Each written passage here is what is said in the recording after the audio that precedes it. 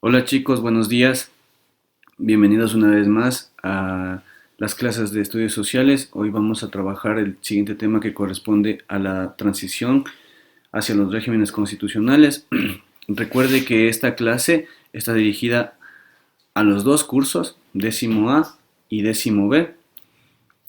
Lo que quería explicarles básicamente es que esta clase va a ser una clase de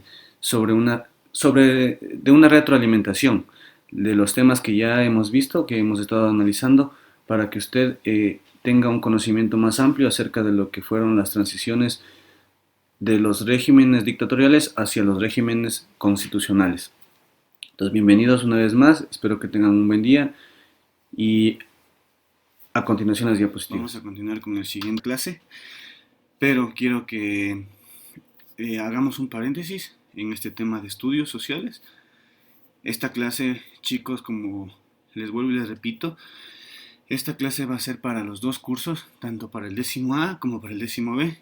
Pero quiero hacer un paréntesis ahí para explicarles acerca de ciertos temas que ustedes ya revisaron en el libro, pero que me parece que necesitamos reforzarlos un poco para continuar con el siguiente tema. El tema que vamos a ver el día de hoy, o que ustedes van a ir revisando en las diapositivas que yo proyecto, corresponde al tema de transición a los regímenes constitucionales.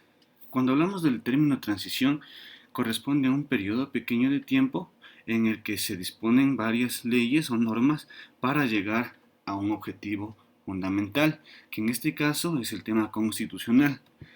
Esta transición a los regímenes constitucionales correspondió a que se eliminaron las dictaduras, todas las dictaduras desde los años 60, 70 y 80, para llegar a un proceso constitucional ya marcado. Este proceso constitucional, como la palabra bien lo dice, es llegar a tener nuevas normas, nuevas leyes por medio de constituciones. Al estar establecidas las constituciones, obviamente el pueblo tiene varios derechos y el Estado tiene también varias obligaciones. Entonces, cuando existe una constitución, se eliminan estos regímenes dictatoriales. Para hablar de una transición a los regímenes constitucionales, tomamos en cuenta, según lo que estamos estableciendo o hemos visto en el libro, un personaje muy importante que habla acerca de dos tipos de constitucionalismo. Este personaje que está en la foto aquí, en la parte inferior derecha, es Bonaventura de Sousa, brasileño. Este personaje, un escritor, nos habla acerca de que existe para él un constitucionalismo antiguo y un constitucionalismo moderno. Ya, cuando él habla de un constitucionalismo antiguo, él nos dice que este existió hasta el siglo XVIII más o menos y que es de un periodo de larga duración, pero este constitucionalismo ratificaba la manera de cómo los pueblos vivían ya que estaban y cómo estaban constituidos, es decir, él ratifica que es en este constitucionalismo antiguo se puede evidenciar cómo vivía el pueblo y cómo estaba constituido. Entonces, por esa razón, él decía que este era un constitucionalismo informal. De esa manera, él ratificaba que los pueblos eran constituidos de tal manera que no tenían una formalidad para promover este constitucionalismo. Es decir, el pueblo, para ese entonces, hasta el siglo XVIII, que para transcurrir durante este periodo de constitucionalismo tuvo que transcurrir mucho tiempo. Y en este constitucionalismo antiguo, él básicamente lo que evidenció fue que el pueblo vivía de forma informal. Por esa razón se constituyó como un constitucionalismo informal. Luego de eso nos menciona acerca del constitucionalismo moderno. Para él es el segundo tipo de constitucionalismo en donde es este constitucionalismo totalmente opuesto al anterior. Este es un acto libre de los pueblos que se imponen a una regla a través de un contrato social entre Estado y sociedad. ¿Para qué? Para vivir en paz, ¿ya? Esto, este modo de vivir en paz lo hacen dentro de un Estado. Aquí el único inconveniente, podríamos decir, lo que existe aquí, es que hay una imposición que es una imposición contractual. Y esto quiere decir que nuevo, es un acto nuevo en el que este constitucionalismo moderno acepta una doble igualdad. Y esta doble igualdad se da entre los individuos y entre los estados independientes. ¿Ya? Es muy diferente. Aquí no existía aquí existía un constitucionalismo informal, es decir, cada uno por su lado, Estado y ciudadanos, y aquí se da una doble igualdad entre los ciudadanos y los estados independientes. Esto que acabamos de ver, este constitucionalismo antiguo y este constitucionalismo moderno, fue propuesto por este personaje, Bonaventura de Sousa Santos. Continuemos. Para retornar a la vida constitucional, en este constitucionalismo moderno, este surge básicamente desde la sociedad civil europea, pero en América Latina fue impuesto desde las más grandes élites, desde muy arriba. Fue una imposición aquí en América. Al contrario de, por ejemplo, continentes como el africano, donde la independencia no fue conquistada por las poblaciones nativas, sino más bien fue por las descendientes conquistas de otros países. Este sistema fue impuesto a una sociedad civil que era muy pequeña en ese entonces en África y con muy poca gente. Entonces, conformaba ¿qué? Una imposición colonial. Entonces, al existir una imposición colonial, no existe una imposición constitucional, porque si hablamos de un término constitucional, obviamente tenemos que darnos cuenta de que debe existir una relación entre ciudadanos y estados, y no existía en un sistema colonial. Pero para darnos cuenta, también existe un tercer tipo de constitucionalismo que obviamente está emergiendo eh, en América Latina y le conocemos como constitucionalismo moderno. Este constitucionalismo moderno está comenzando a emerger aquí en América Latina o comenzó a emerger en América Latina desde la época colonial. Ese nuevo tipo de constitucionalismo empieza en los años 80, cuando algunas o varias constituciones ya del continente americano tenían o aparecían como aspectos muy fuertes, asumiendo la diferente forma de tratar a un pueblo en el ámbito plurinacional, en el ámbito pluricultural, en el ámbito de plurietnicidad, es decir, varias nacionalidades, varias culturas. Entonces, todos estos aspectos conllevan a un cambio constitucional. Como podemos evidenciar, este cambio constitucional a este constitucionalismo moderno es una conquista histórica y es importantísima dentro del proceso histórico que existe en América Latina, porque se fue profundizando con todas las diferentes ciudades en un proceso muy complejo. Entonces, de una u otra forma tiene demasiados riesgos, pero esto es lo que nos lleva a un nuevo constitucionalismo. Entonces tenemos un gráfico aquí básicamente en lo que podemos identificar como el ocaso de las dictaduras militares. Entonces tenemos el siguiente cuadro en el que nos explica que para llegar a un constitucionalismo ya marcado, tenemos que la lucha de la democracia de los pueblos en América Latina crearon condiciones para el régimen de derecho. Es decir, que obviamente con estas nuevas constituciones se crea un régimen democrático en toda América para llegar a un derecho marcado para los ciudadanos. Como les había explicado, las dictaduras militares cayeron. Todas estas dictaduras militares, una vez que caen, podemos entrar en un régimen constitucionalista. Se suma también una fuerte represión internacional. Cuando se suma esta fuerte represión internacional es básicamente lo que podemos convertir como un proceso de transición en, en la cuestión económica de cada una de las naciones latinoamericanas. La situación de las dictaduras también se volvió cada vez más incómoda, pero esto porque las dictaduras se iban desplomando de una manera tal que no podían sostener su sistema de gobierno.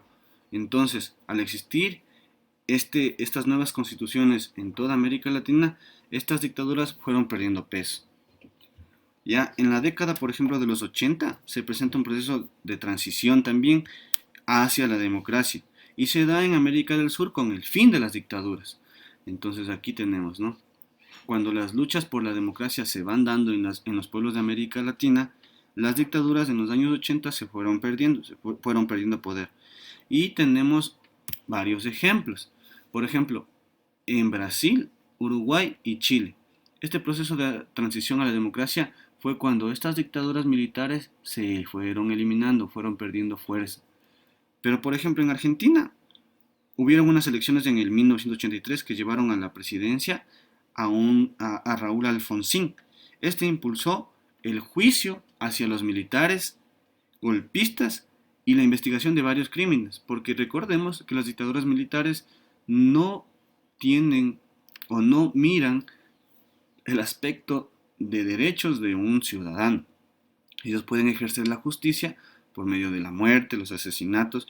Entonces, este presidente, al posesionarse en el 83, lo que hizo fue que a todos estos militares golpistas se les lleve a un juicio, a una investigación de los crímenes. Y al darse esas investigaciones, obviamente, estas dictaduras en Argentina se fueron evidenciando que no tenían ningún aspecto social de derechos hacia los ciudadanos y por ende se fueron perdiendo. También tenemos otro caso en Brasil en el 85. Más o menos vayan identificando. Tenemos en Argentina,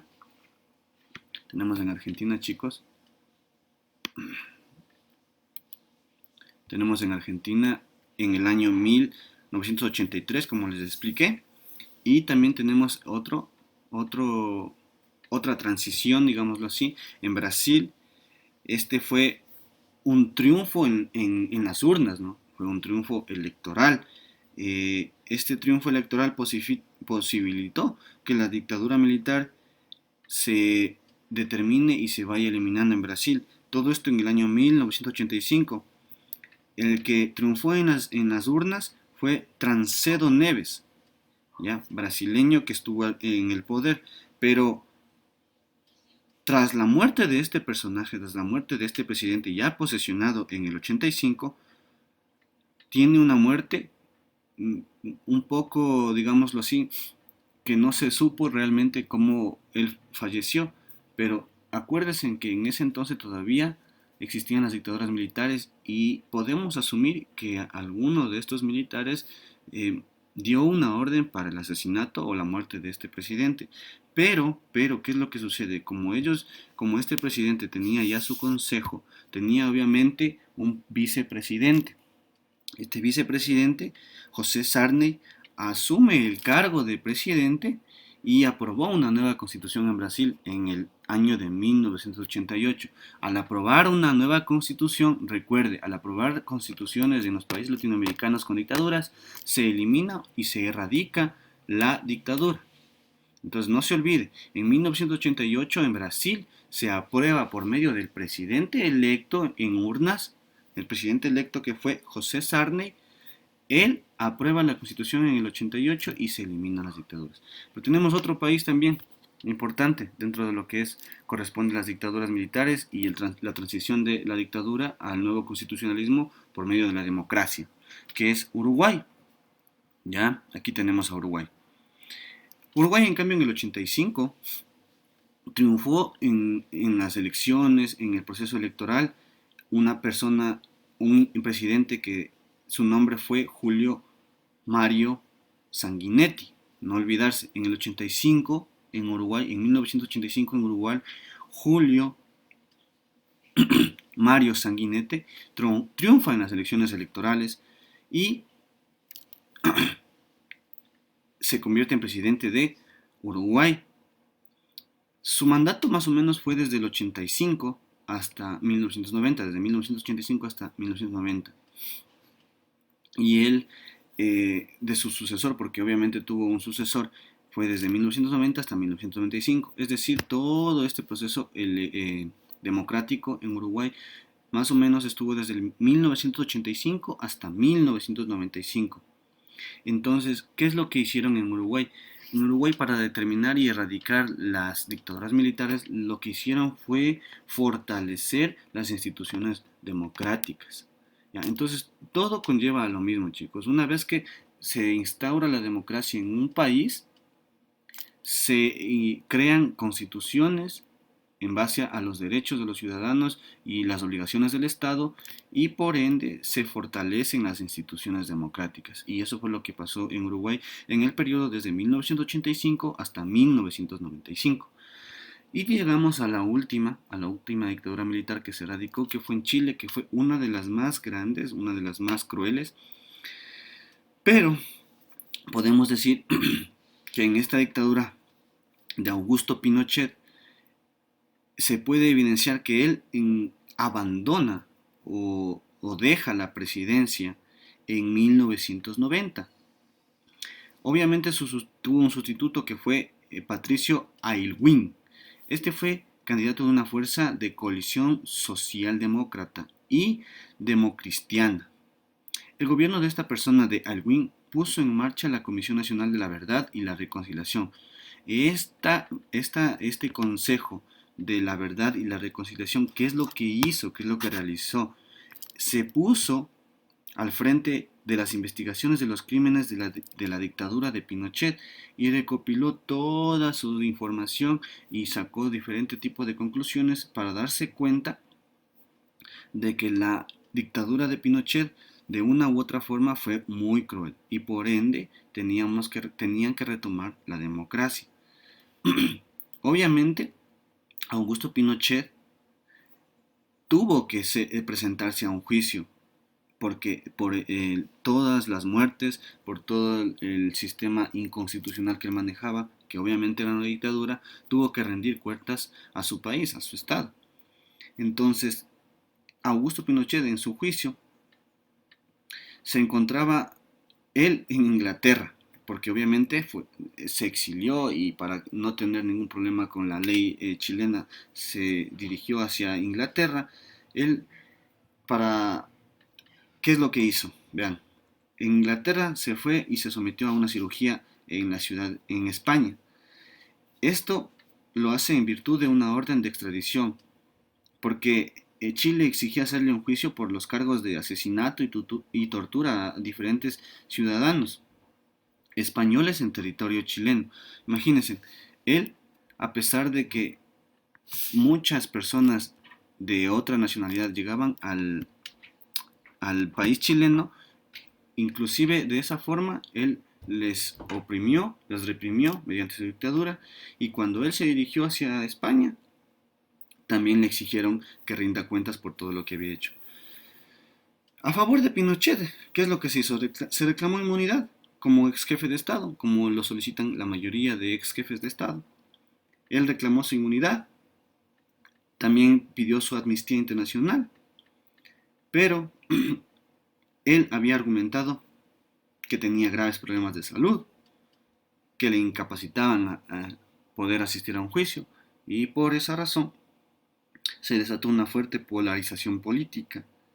Finalmente, después de mucho tiempo, él fallece en el 2006 sin haber sido condenado por ningún delito. Entonces, por esa razón podemos hablar de este personaje y tenemos que tener muy bien claro que fue un dictador, uno de los más crueles que existió en la década de los 80, Augusto Pinochet. ¿Qué sucede en Centroamérica y el Caribe? Centroamérica y el Caribe, al haber sido colonias, también pasan por este proceso de dictaduras y también por una transición para llegar al constitucionalismo. Ellos, tras muchos años de guerras civiles, por ejemplo en El Salvador, en Nicaragua, Guatemala, tuvieron conflictos locales. Cuando hablamos de guerras civiles, hablamos de guerras locales, ¿ya? En ese país, guerras ahí, que no tienen que ver nada con otros países, sino son guerras civiles, guerras locales. Llegaron a tal punto de estancamiento entre las fuerzas guerrilleras de izquierda y fuerzas guerrilleras de derecha, que en el 83 los gobiernos de Colombia y México, Panamá y Venezuela crean un grupo de contadores con el fin de acercar a las partes en conflicto, es decir, a todos estos países o a todas las ciudades que tenían conflictos civiles, tratan de hacer que nuevamente se integren, porque ya teníamos para los años 80 la idea de constitucionalismo, la idea de emitir constituciones para cada uno de los países que tenían dictaduras militares. También dentro de este proceso ingresa una de las organizaciones más conocidas para la unificación de los problemas y guerras civiles, que es las Naciones Unidas. El papel de la Organización de las Naciones Unidas fue para lograr la paz y el fin de la Guerra Fría en ese entonces, que posibilitaron el acuerdo de varios logros y acuerdos de paz. Por ejemplo, en Nicaragua, que se dio en el 1990, en El Salvador en 1992 y en Guatemala en el 96. Entonces, vamos a la diapositiva y leamos cuáles son las características que existieron en cada uno de estos países de Centroamérica. En Nicaragua, el dictador Somoza, quien era apoyado por Estados Unidos, fue derrotado en el 79 y retoman la constitucionalidad. La movilización popular frente a los sandinistas tomó el poder e inició un gobierno revolucionario. Recuerden, chicos, que para llegar a un contexto democrático, a un contexto constitucional, siempre tiene que haber movilización popular y tiene que ser una movilización revolucionaria. Nunca se llega a un consenso con una dictadura por medio de la paz. Intervienen instituciones así como las Naciones Unidas, sí, pero tiene que haber un gobierno revolucionario, el que básicamente, mediante las armas, provoca que las dictaduras se eliminen para poder llegar a una democracia real, para poder llegar a un constitucionalismo marcado dentro de ese país. Veamos qué dicen acerca de El Salvador. Se mantuvo la represión, los movimientos insurreccionales como Frente Farabundo Martí, uno de los frentes más importantes de El Salvador, que continuaron en armas por algunos años. Es decir, vuelvo y repito y les recalco, chicos, para poder llegar a un sistema democrático y constitucional, nosotros como pueblo tenemos que levantarnos siempre en armas para poder erradicar las dictaduras. En Panamá de igual forma, en Haití también. La dictadura de Daubert cayó a mediados de los 80. No se olvide que las dictaduras tomaron fuerza o tenían mucha fuerza desde los años 60, 70 y 80, donde en los años 80 o a mediados de los 80 ya se fueron básicamente fueron perdiendo fuerza porque ya los pueblos y todos los grupos revolucionarios se fueron dando cuenta de que necesitaban un cambio democrático, político, económico y social. Ahora, tenemos en este cuadro el término de democracias dirigidas. Vamos más o menos a resumirles a lo que conllevó. Es el fin de las dictaduras y la influencia de las Fuerzas Armadas. Ojo con esto, chicos. El fin de la dictadura se terminan las dictaduras militares y se establece un régimen constitucional a cada uno de los países. Esto como un resumen ya de lo que corresponde a la transición hacia los regímenes constitucionales. Vamos ahí. El fin de las dictaduras. ¿Cómo se da este fin de las dictaduras? Se terminan las dictaduras militares y se establece un régimen constitucional a cada uno de los países. Es decir, cada país que tenía una dictadura militar tiene una constitución que la respalda y le erradica y por ende se erradica la dictadura. Ahora, cuando hablamos de la influencia de las Fuerzas Armadas, hasta al establecerse los gobiernos ya constitucionales y existir un régimen democrático, se puede evidenciar que no del todo las Fuerzas Armadas están a favor o en contra de los ciudadanos, porque las Fuerzas Armadas dependen mucho del Estado. En este caso, como ya se convierte en un Estado constitucional, el Estado tiene que tener alguien o un grupo que en este caso sea el que defienda los intereses del Estado y de esa nación. Y en este caso corresponde a las Fuerzas Armadas. Por eso aquí nos dice muy claro, las Fuerzas Armadas siguieron participando en la influencia para el gobierno. Siempre, para cualquier gobierno, latinoamericano, europeo, norteamericano, centroamericano, suramericano, las Fuerzas Armadas cumplen un papel importante en la defensa del país y del Estado. ¿Sí? Ahora, existe una problemática. Cuando hablamos de una problemática en estos nuevos estados constitucionales, nos podemos dar cuenta de que se mantienen y se profundizan las medidas neoliberales. Ya habíamos hablado de lo que es el neoliberalismo y estas medidas se profundizan y se agudizan. Es decir, que el Estado ya no tenía, lo que hacía era que las empresas privadas intervengan económicamente en los países para poder mejorar su economía, existió libre mercado, todo lo que corresponde al neoliberalismo. Y en la mayoría de regímenes democráticos se sancionó los crímenes cometidos por las dictaduras, ya que se establecieron leyes para su impunidad. Entonces, como les había comentado en el caso del juicio de Augusto Pinochet, en la mayoría de algunos casos dictatoriales sí se pudo llegar a juicios y sí se pudo hacer que se cumplan todo el proceso debido para que ellos, todos los crímenes que habían cometido, se puedan cumplir. Es decir, por medio de la prisión o por medio de algún tipo de sanción.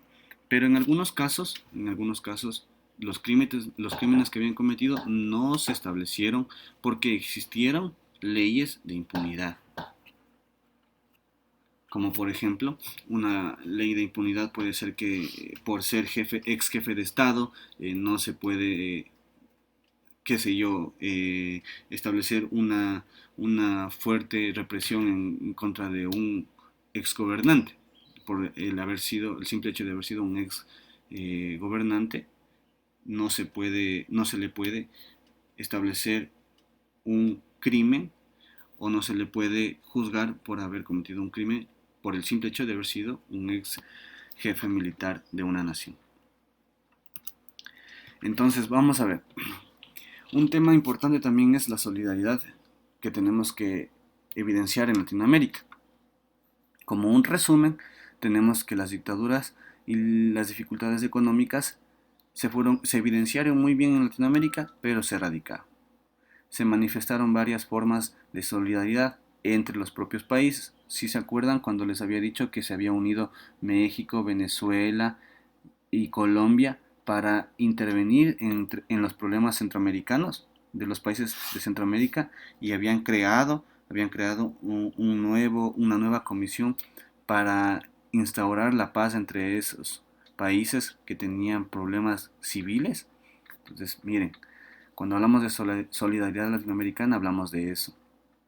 Entonces también el empobrecimiento general, la falta de seguridad jurídica y la acumulación de riquezas en pocas manos también establece que debe existir una solidaridad latinoamericana. Al entender esto, los pueblos latinoamericanos generan un tipo de solidaridad en el ámbito, en el crear nuevos gobiernos revolucionarios que erradiquen las dictaduras.